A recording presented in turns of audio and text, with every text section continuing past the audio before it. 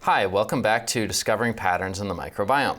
Today we're going to be discussing statistical testing in the microbiome. It's the first of a few videos about statistical testing because there are a lot of subtle aspects that are actually really important. Now, I want to start with a little cautionary tale about why it's really important to understand what statistical test you're using and why you're using it. So this is an example from this paper that was published a few years ago where the authors had claimed that they found these 3 clusters of microbiomes. So every point in this distribution is a different person's microbiome, and they had this somewhat convincing looking plot that showed these nice 3 clusters. But it just it seemed strange because bugs tend to have reasonably continuous distributions, most of them. So logically, it was confusing why there would be like separate clusters of microbiome types, and rather than a sort of continuous distribution. And it turns out that if you took these plots and remove the circles around the centroids, the clusters look a little bit less obvious. If you remove those lines that are visually drawing the points in toward the centroids of each cluster, they look even less clear. And then when you take the colors away, they're gone. So it's now believed that for the most part, there really are not discrete clusters in the human gut microbiome, although this got this enormous amount of press. It was in the news. People were talking about it like blood types, basically, when in fact it's more likely that there are modes in this continuous distribution. And so what I want to talk about here is, how did this happen? And in fact, you can make a lot of data sets look good this way. So here's one that looks like it may have a tiny bit of clustering structure, but it's actually just the stars from the night sky. And if you read carefully in the methods, in the discussion of this paper and another one that I was actually involved in, it states clearly that these are not really discrete clusters. They're just, like I said, modes in the distribution, but people still latched onto this idea of discrete clusters, and I want to show you why I think the statistical support is not really there. So the way it happened is that the statistical support for doing this type of clustering was based on simulated data. And it turns out that microbiome data are actually very hard to simulate. Every bug has its own shape of distribution across people, and they tend not to be normally distributed. Many reviewers, however, may not recognize this as a problem, and the simulations for this particular paper, and I don't mean to pick on just this paper because there are a lot of papers that have used simulated data, but those analyses are often buried somewhere in the supplemental material, and you need somebody who's really an expert on the statistical analysis side to understand it. So what happened is, in that particular paper, the authors had simulated microbiome data from a uniform distribution that's shown in the lower right, a uniform template distribution, which means it's based on the observed abundances of bugs, but it's still a uniform distribution, so it's basically flat. And then a normal template, which again is based on the observed distribution of bugs, and it's assuming that each bug is normally distributed, so like a bell curve. And when you simulate data using any of those methods, then you apply the clustering techniques, and we'll talk about clustering later on in the course. You don't get very good clusters, which makes sense because they're randomly simulated data. And here I'm showing on the y-axis is the silhouette index, which is just a popular way of measuring how good clusters are. And in the silhouette index, it's recommended that you have a score of approximately 0.5 before you begin to believe that, that clusters are real. The observed score in this paper was right around at 0.2. So by that measure, it wasn't significant. But if you compare it to the scores that you obtain using these simulated data, the observed score actually looks pretty good. And you can get a p-value from those simulations that makes it look highly, highly significant. So, so the problem here is that, as I said, these underlying distributions do not appropriately represent what microbiome data look like. And so they're not really representative simulations. If instead you apply several models that are more realistic for what the microbiome actually looks like, what the distributions of bugs are across people, such as a log normal or a zero inflated log normal, logistic normal, or a three-way gradient even simulated in a log normal, then all of a sudden the simulated clusters look much, much better. Although they're still staying just below that recommended threshold for the cluster quality. So this is a case where using an inappropriate distribution for your statistical test, whether it's a parametric test that we're going to talk about later today, or a simulation, can lead you to think that your data look more significant. Whereas if you had an appropriate test, you'd realize that your data are actually lying somewhere in the middle of the null hypothesis distribution. So, so here's a picture of a typical OTU distribution across human subjects. What we see is that these are often zero inflated, so there are a lot of people who are simply lacking a bug. But apart from that, they generally follow a negative binomial, which usually looks like this, where there are a lot of people with just a little bit of that bug, and a few people with a medium amount, and a very few people with a lot of it. The negative binomial is a really interesting distribution because it can start to look more like a normal distribution. It has a parameter that can sort of like spread it out, pull the centroid of it out and make it look like more of a bell curve. So, so if we can use this distribution for our simulations or our statistical testing, then that's a good thing, although it's a little bit trickier to do. So, so one of the ways that people often try to get around this distribution problem is, instead of by using a different model for the statistical test, they transform the data. So a very common thing to do is to apply arcsine square root transform or a log transform to the input data. And I'll just talk briefly about the arcsine square root here. So arcsine square root has some prior use in macroecology.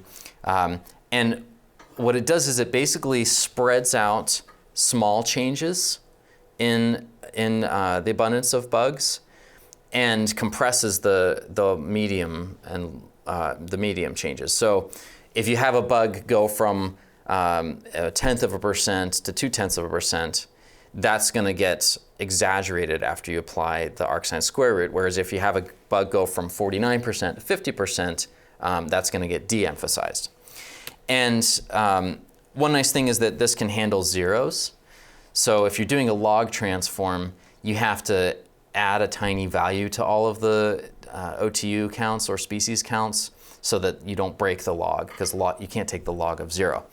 One issue with arcsine square root, though, is that the arcsine part of it actually stretches out the values at the high end of the distribution as well. And that's not something that really we would want to do in the microbiome. I don't see much of a reason for it.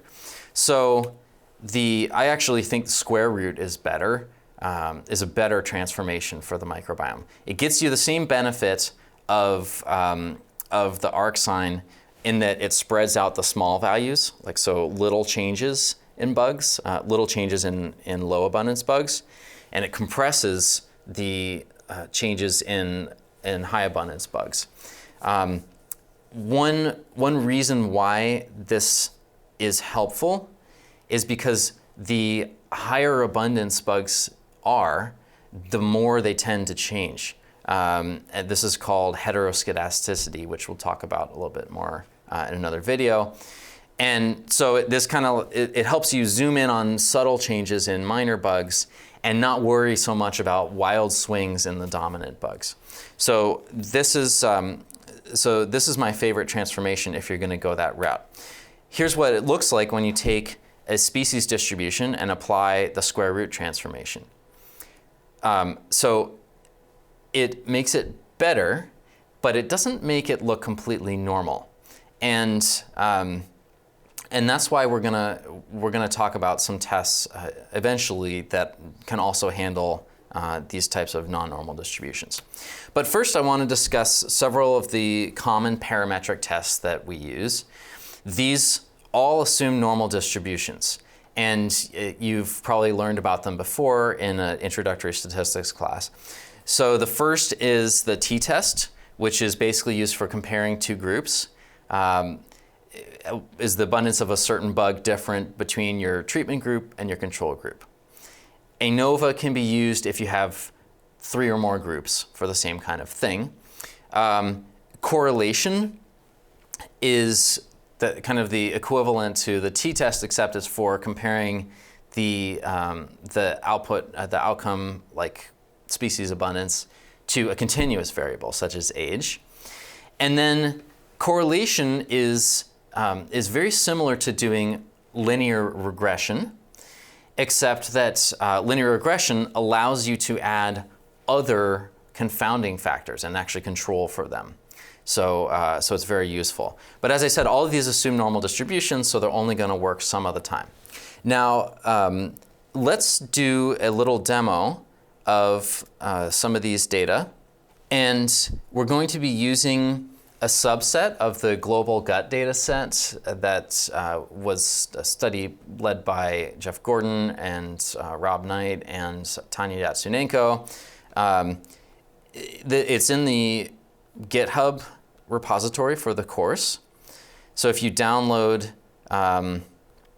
if you want to run these commands yourself, you can go to that repo, data, and it's right here, global gut 66 adults. So it's a subset of 66 adults from that data set. Now, we're going to be looking in the course code browser here at statistical analysis. And we're going to be analyzing a table of the genera in these samples. So not the OTUs. We've taken all the OTUs from a single genus and collapsed them into one feature.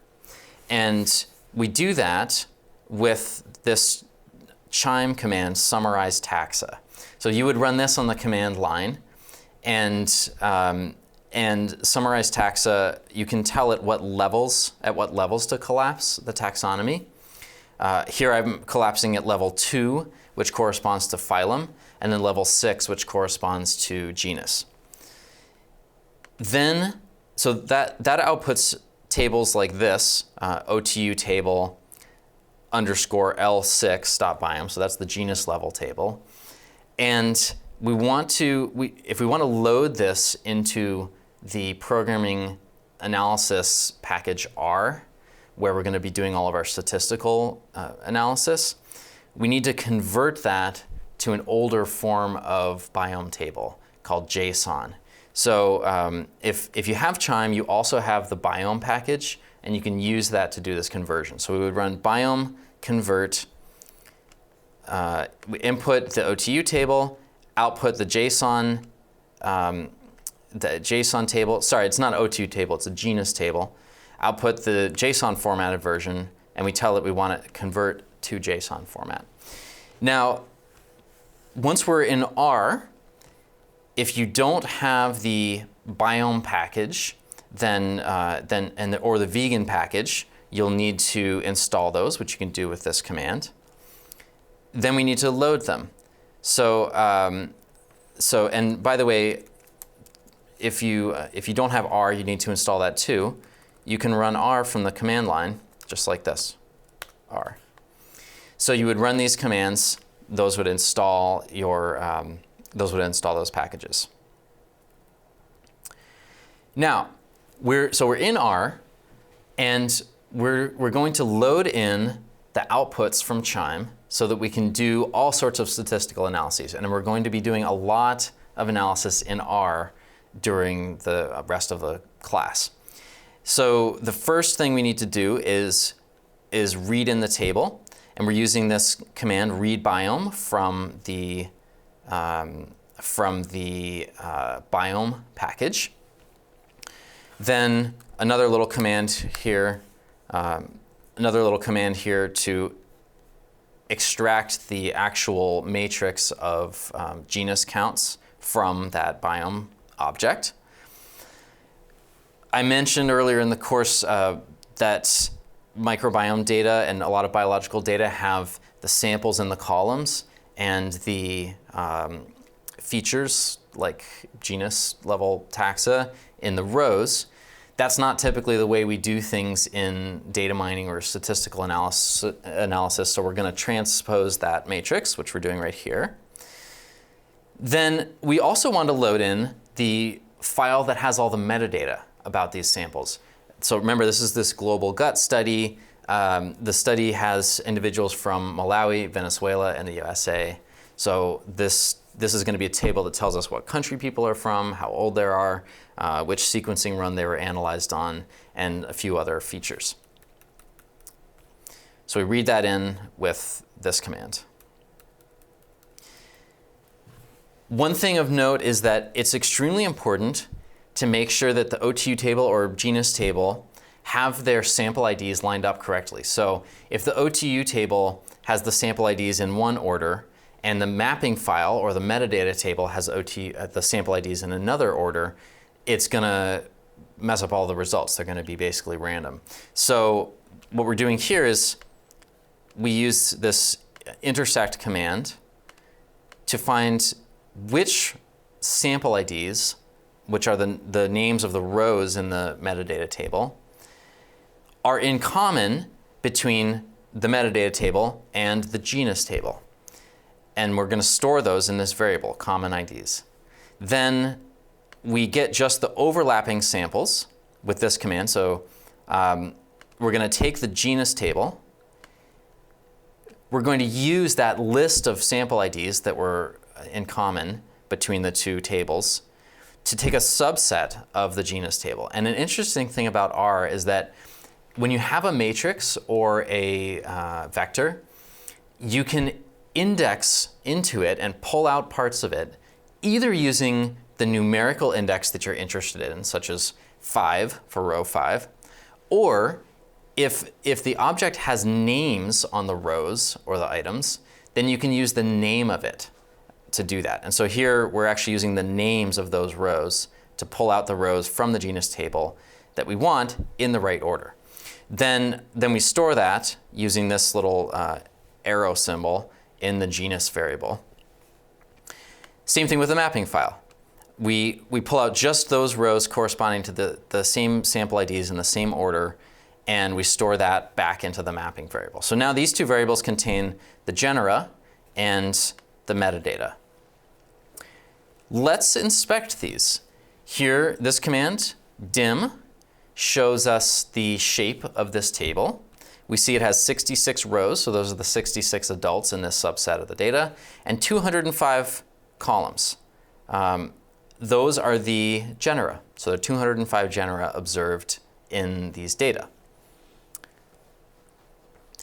One thing I like to do, and almost everybody does something like this, is before we go on to any statistical testing, we want to get rid of the really rare members of the microbiome because they're so rare that we just don't have statistical power to do any testing with them.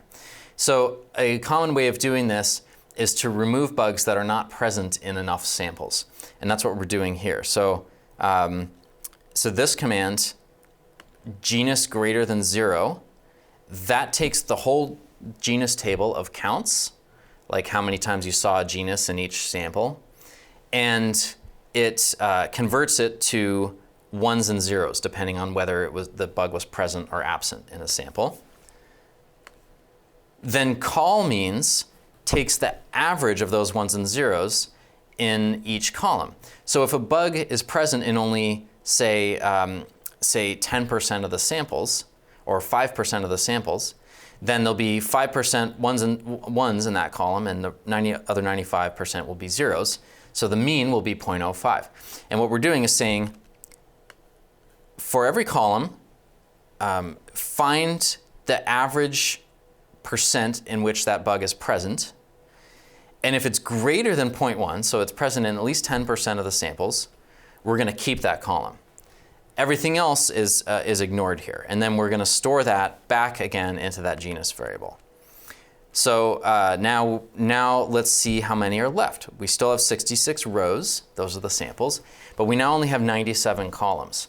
So these are, we've gotten rid of about 100 genera that only showed up in 10% of the subjects or fewer. We can print out the first 10 genera in the table. So I mentioned you can pull out or extract certain parts of a table or a vector using the numerical indexes or indices you're interested in. So here we're pulling out 1 through 10. And here's the first genus. Looks like it's Methanobrevibacter. Next one, Methanosphera. Next one, Actinomyces. So the first two were archaea, the rest of them are bacteria, and so on. That was showing just the names of the columns of the genus table using this call names command.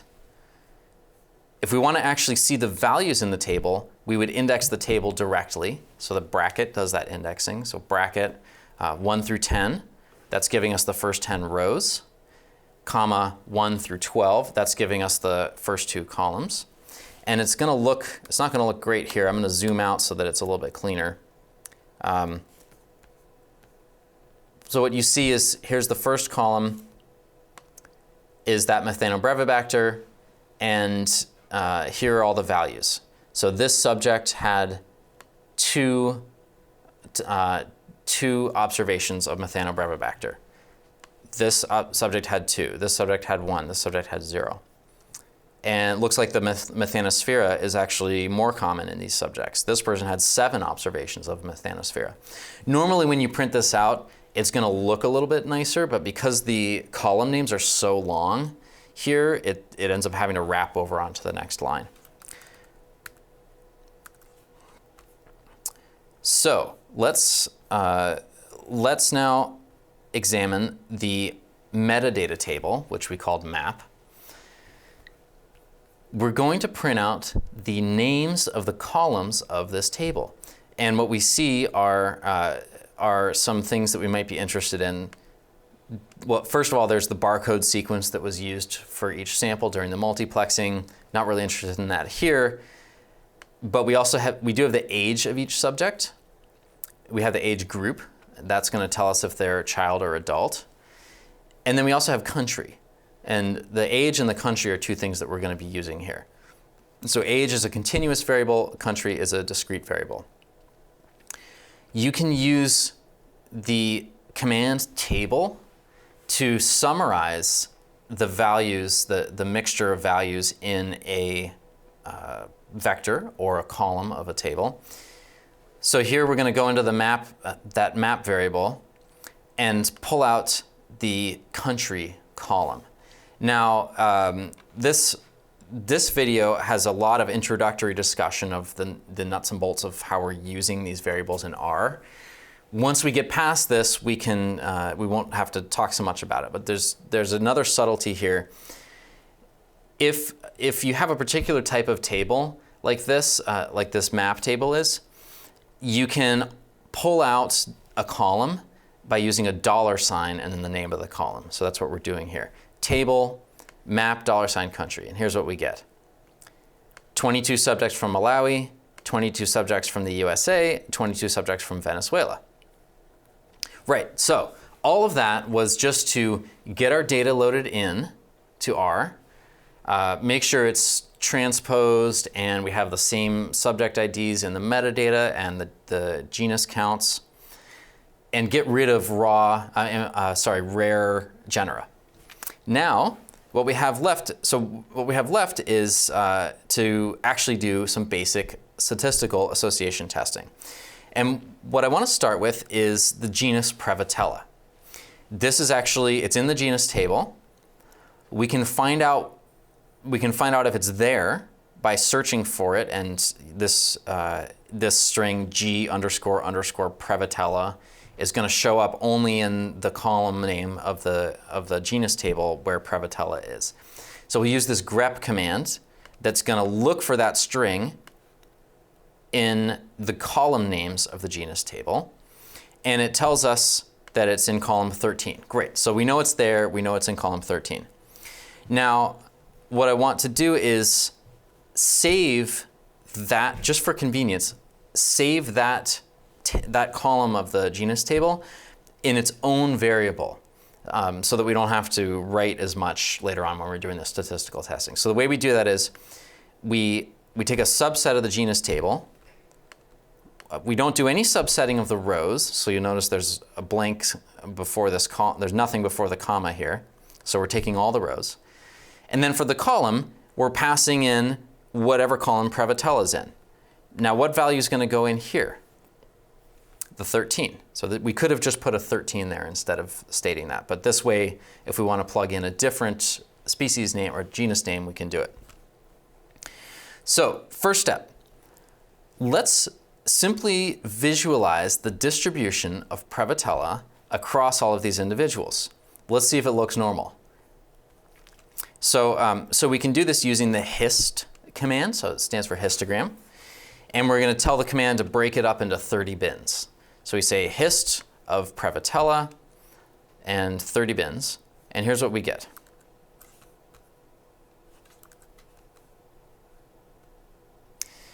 Pretty similar to the example I showed in the PowerPoint slides.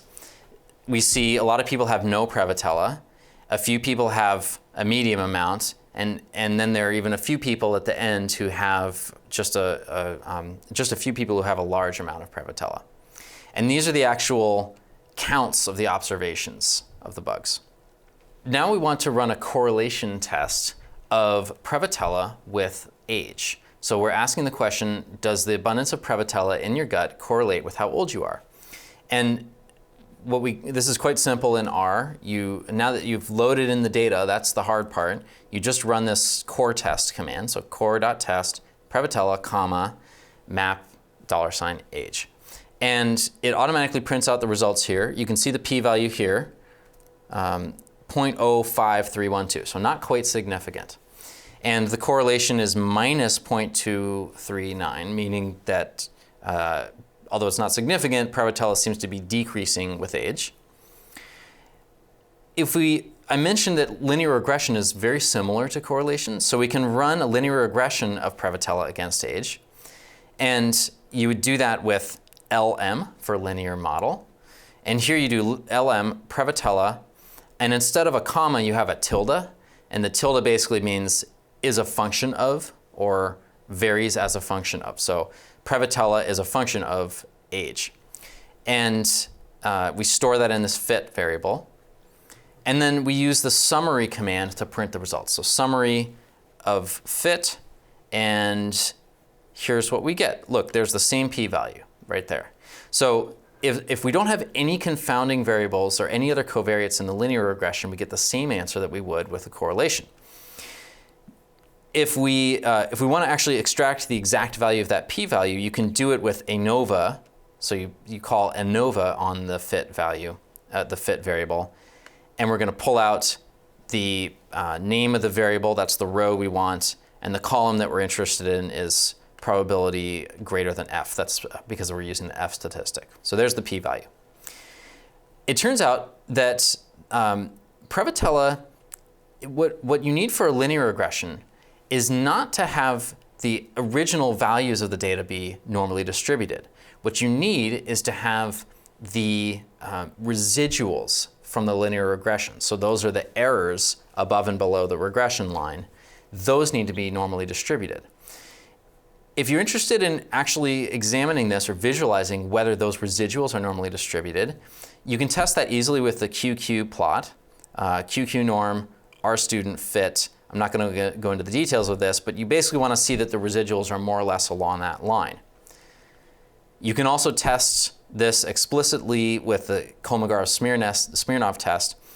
So you do that on the, again, R student of fit. So it's a special way of getting the residuals out. They're called studentized residuals. P-norm, and we have to pass in the mean and standard deviation of the distribution. This test will give us a p-value.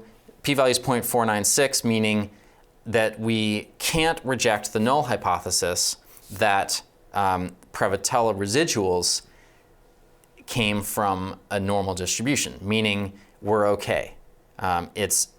It's probably normally distributed enough. The residuals are. Not the original Prevotella distribution, but the residuals.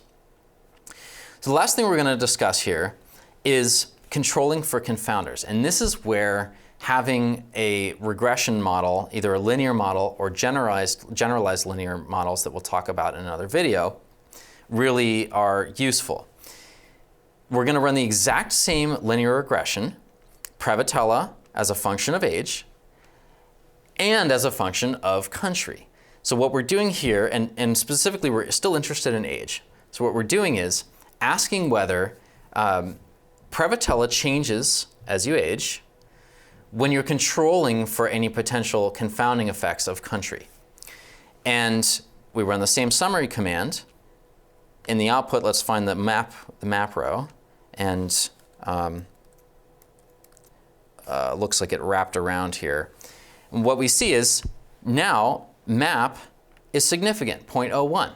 So this is nice. Prevotella was not significantly associated with age on its own, but when we removed potential confounding effects of what country the person is from, we find that it is significantly, although not strongly, significantly associated with age.